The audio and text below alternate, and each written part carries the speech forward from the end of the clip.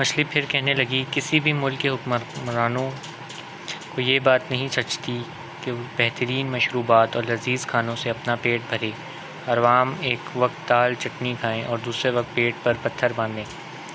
وہ اپنے جسم پر اطلس اور ریشم کی نمائش کرتا پھرے، جبکہ اس کے ملک رایا کے جسم پر کپڑا بھی نام کی بھی کوئی چیز نہ ہو، اور ان کے جسم سردی سے ٹھر رہے ہوں جیسا کہ آگ کے سوکھے پتے، اور دھوپ میں ان کے جسم ایسے جھلس کر کالے ہو گئے ہوں جیسے توے کی کالو۔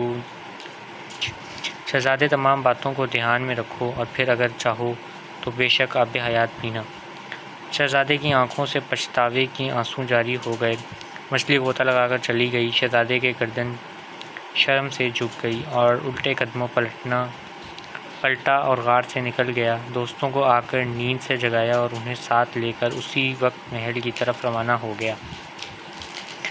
دوسرے دن شہزادے نے اعلان کیا، میرے ملک کا کمزور ترین آدمی بھی میرے لیے طاقتور ترین ہے، یہاں تک کہ میں اسے اس کے سارے حق نہ لے کر دوں، اور میرے ملک کا طاقتور سے طاقتور آدمی تب تک میرے لیے کمزور ترین ہے جب تک میں اسے وہ سارے حق نہ چھین لوں جو اس نے دوسروں سے زبردستی ہتھیا لیے ہیں۔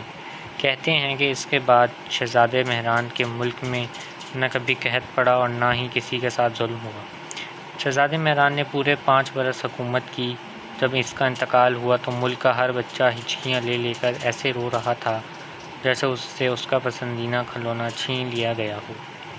ہر وقت شہزادی ایسے بین کر رہی تھی جیسے اس کا جوان شوہر مر گیا ہو، اور ہر مرد کی آنکھوں سے مسلسل آنسو بہہ رہے تھے جیسے اس کے جوان بیٹے کی ناگہانی موت ہو گئی ہو۔ دوسرے دن دوبار میں بوڑھے جوان بچے جمع ہو گئے۔ کسی نے کہا کہ شہزادہ مہران کی یاد میں کوئی ایسا مینار بنائیں جو ہمیشہ یادگار رہے۔ کسی نے کہا کہ کیوں نہ ایسا قیمتی سکہ جاری کیا جائے جو اپنی قیمت اور بناوٹ کے لحاظ سے دائمی یادگار بن جائے۔ کسی نے کہا کہ کسی نے کچھ پر سب سے عقل مندی کی بات ایک بزرگ نے کہی۔ اس نے کہا، شہزادہ مہران ہم سب کے لیے رحم و انصاف کا بادل تھا، ہمیں چاہیے کہ کوئی ایسی چیز اس کے نام سے منسوب کریں جو ہم سب کے زندہ رہنے کا باعث ہو، جو قائم و دائم ہو، اور وہ چیز ہے یہ ہمیشہ بہتا دریا۔ اگر یہ نہ ہوتا تو سندھ ویران اور بنجر ہو جاتا۔ سب نے واہ واہ کی اور اس دن اس دریا کا نام مہران پڑ گیا۔ ملاح نے بات پوری کی تو کشتی بھی آ کر دوسرے کنارے لگی۔ میں اٹھ کھڑا ہوا اور ملاح کو ایک کرایہ دے کر ایک محبت بھری نگاہ مہران پر ڈالی جس میں آب حیات ٹھاٹھیں مار رہا تھا، اور پھر اپنے راستوں پر روانہ ہو گیا۔